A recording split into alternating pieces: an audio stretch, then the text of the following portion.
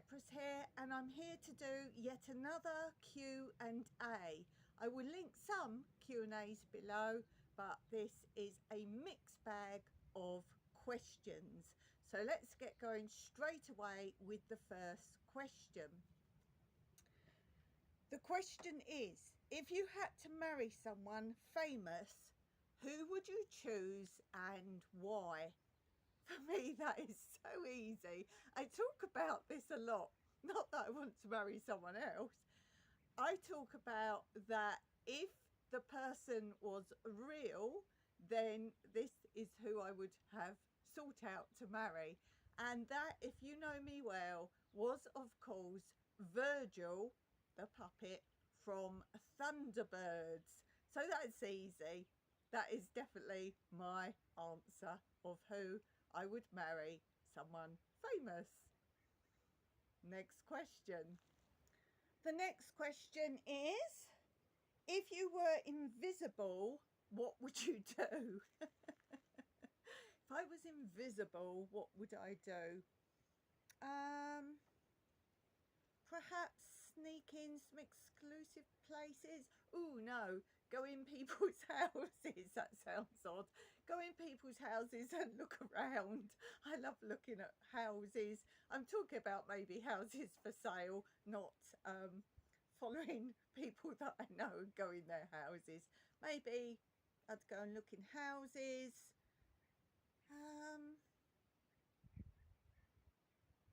I don't know really. Yes, just go and view houses, go and look around people's houses. But as I say, not in a creepy way, just maybe places for sale, go and look around. I don't know. What would your answer be? Tell me in the comments below. Okay, on to the next question. Name something that is not real, but you would like it to be real. Well, again, this is something I talk about a lot. I would like a jaunting belt. Now, if you don't know what that is, it's from an English children's program in the 1970s. And to just move from one location to somewhere completely different, they used to put their thumbs in their belt, hold the belt. I think they closed their eyes and imagined where they needed to be, and they were there. Think a little bit like Beam Me Up Scotty kind of thing, but they had a belt that could do that. They didn't need a machine. So I would like a jaunting belt, because you know I would love to travel instantly from one place to another, be it another country or maybe to visit you guys. So that's my answer for that. The next question is, what are your memories of your first friend? Now, on my channel Tranquillity Through Life's Natural Beauty, I'm actually doing my whole childhood as a series. So I'll put a link to the first couple of episodes to that. So I will be talking about this in more depth there. But of course I need to answer the question here because it's a Q&A. My memories of my first friend. Now I'm going to talk about my school friend, because other children that I played with prior to that were my mum's parents' children. So they weren't my chosen friends. So I'm going to say my first friend was Alison at school. And sadly, she got run over when she was little. So that really sticks in my mind. So a sad one there. Let's roll on to the next question. And the next question is, you have to change all of your name. Ooh, what is your new name now? Well, I did change my name. I got married, so my surname was different. And I have had a stage name before, so that of course was a different name as well. But I've got to change all my name. I did make up when I was a young teenager, maybe 10, pre-teens. I made up a name that I was Lee, L-E-I-G-H, Lee, and the surname was Colreish. Colreish. Now, if you think hard or you say it quickly, it was a kind of funny name that I thought, oh, that would be a stage name. because if you say it fast, it's licorice, licorice, licorice. Maybe I would just take that. I don't know. I like the name Logan, but that's a boy's name. And I don't like some of the new faddy names out there. I do like Sky, things that represent nature. So maybe something, not rainbow, that's a little bit too out there. Blossom, Blossom's beautiful. So maybe Blossom or Logan, although I feel that's a boy's name really. Blossom, no, not for an adult. That's the difficulty. You've got to pick a name that suits adult or child. I'm quite happy with Dawn now. I wasn't when I was younger. If I've got to change my name, I'm going to stick with Lee Colrich. That's what I'm going for my answer. The next question is, if you could go back in time, what would you change? That's easy. Nothing. There are plenty of things I would like to change, but I feel by changing anything, I wouldn't be here now as life is. There's no way I would have met Mike if things hadn't have gone the way they did. So my answer is I would change nothing. If I had to change something,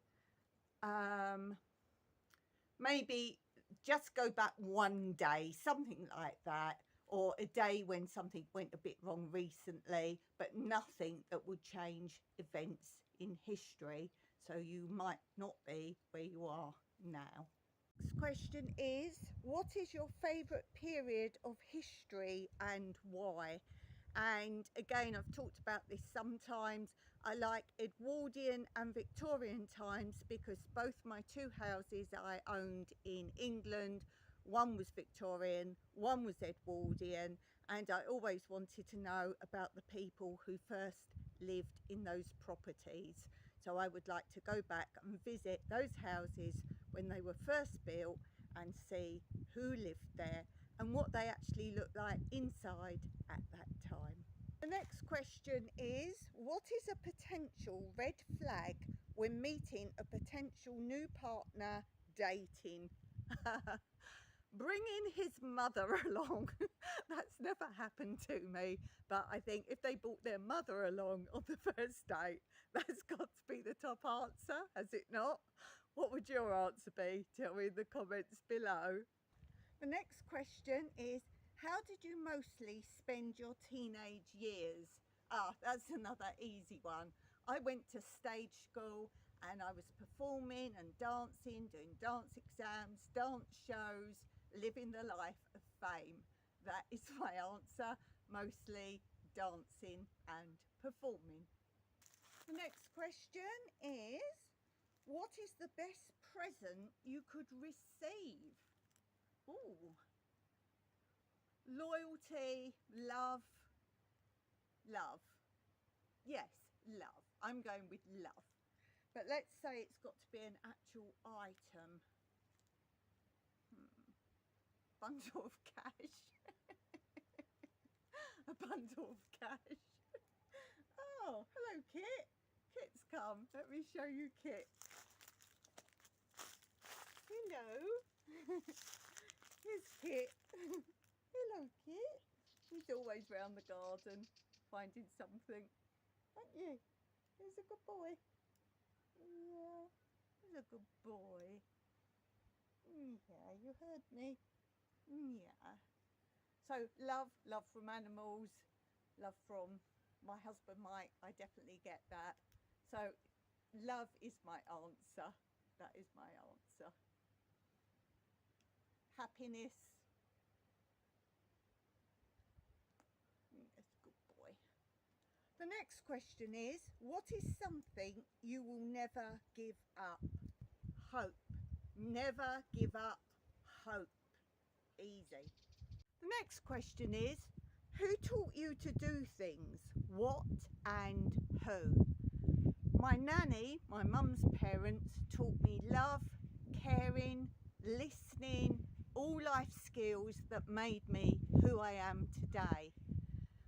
other nan, my dad's parents, taught me to knit, left-handed. My dad taught me accountancy, practicality, how to do legal things, anything and everything like that, how to have a go, how to follow your dreams, and don't become something because it will please someone else. Do what you want to do. Here's a great question. Batman fires Alfred, his butler. He hires you. What's the first thing you do? Oh, I think I've got to go down in the back cave, surely. Go down the back cave, check out the car, the back car, Batmobile, just have a nosy around. Maybe like the previous question when I told you I wanted to go and look round houses. So yes, that's my answer. That's a great question. What would you do if Batman fired Alfred, his butler, and hired you? What would be the first thing that you do? Good question. The next question.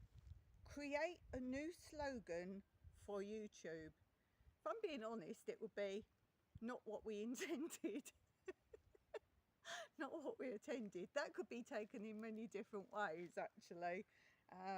It was supposed to be social media, equal for everybody. It certainly isn't that at all.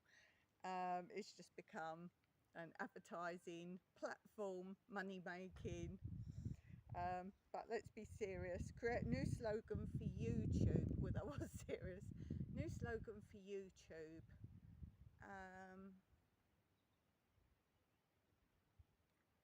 I put as a slogan for my other channel, Tranquility Through Life's Natural Beauty, something for everyone.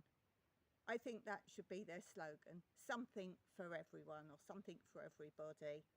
That's pretty cool, and that is what my other channel is. So I'll put a link in the description below. Do go and check it out and subscribe while you're there. Next question. Kit has just been following me all around the garden. Wherever I go to start filming, he's been following me. But the next question is, what is your perfect job? Retirement. Retirement. I am enjoying it. But my perfect job I did have, I liked to do performing. Performing's always my favourite thing to do. Teaching dance I enjoyed, but particularly choreography. I love doing choreography. I did work in education for some time, so I love teaching in any respect. Teaching children and helping you to learn and finding ways to learn. Kit, why are you licking my ear? Yes. Hello. Hello. So if I had to pick one of those things, choreography. Choreography's been my utmost favourite thing. And of course, when I had my stage school, I used to find working jobs in the profession for all my pupils, as long as they showed ability and obviously commitment. Those who turned up the first week to join because they knew I did this, they weren't going to get something like that. Okay, next question. What is the first question you ask someone when you first meet them? I think I like to know people's profession. I'm quite interested in that, and straight away it's a conversation piece and you get to know about them.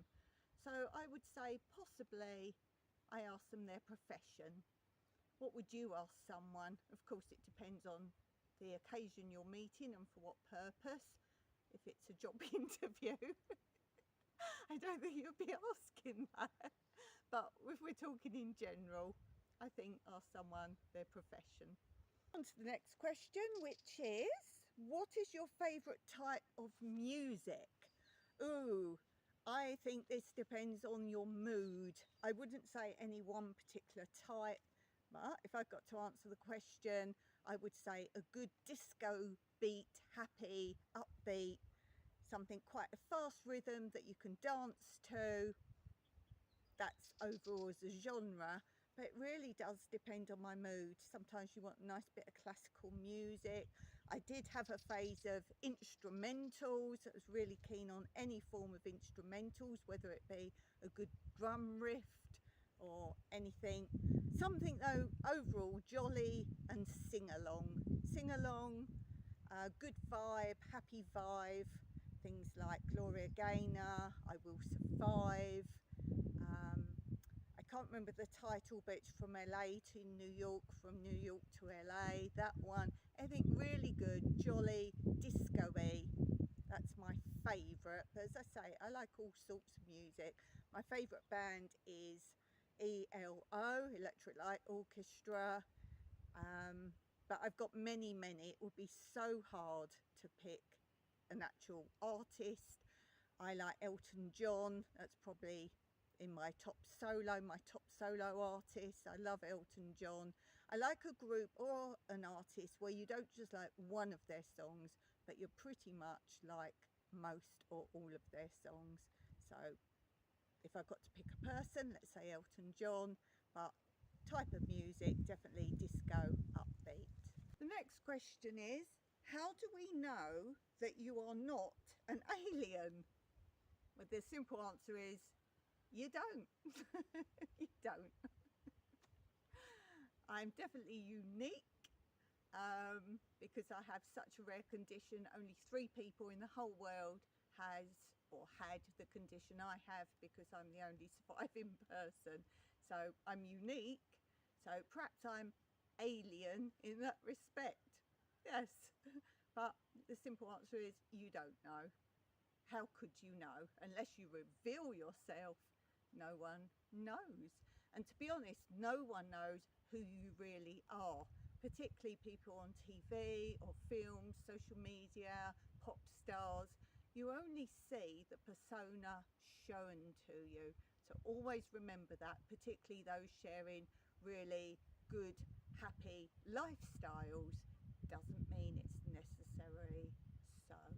And I had a story about this that I read, where someone went on a big cruise trip, a cruise liner, not the massive ones where hundreds of people go, but a cruise ship, and there was a girl on the end filming her Instagram or TikTok or whatever it was, and she's saying, oh, you see me on Daddy's super yacht, and this is living the life.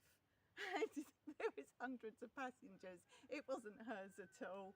And this is what you say. I also had another story recently that I witnessed, and it was a different nationality from the country I live in, and they came and sat in the restaurant, started doing all these selfies and whatever else, and they're saying, they film a bit and they say, so we've just had a really luxurious 5-star meal here. And they film a little bit, then they get up and walk out. They hadn't done anything of the sort. So don't believe everything that you think is what you're seeing or hearing. This question is, what is a useless skill that you're good at? Well, my party trick is balancing a spoon hanging down from my nose. That's not a skill. What's a useless skill? I would say cross stitch. Although it's not useless, there's not a need for it. I just make pretty things and enjoy doing it. So I think that's my answer, because I can't think of anything else out the top of my head. But what useless skill are you good at? Let me know in the comments.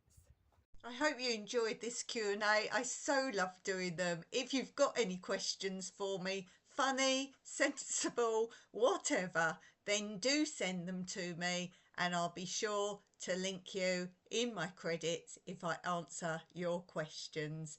Don't forget to like and subscribe, and check out the description for more videos you'll like. Until next time, Meraki.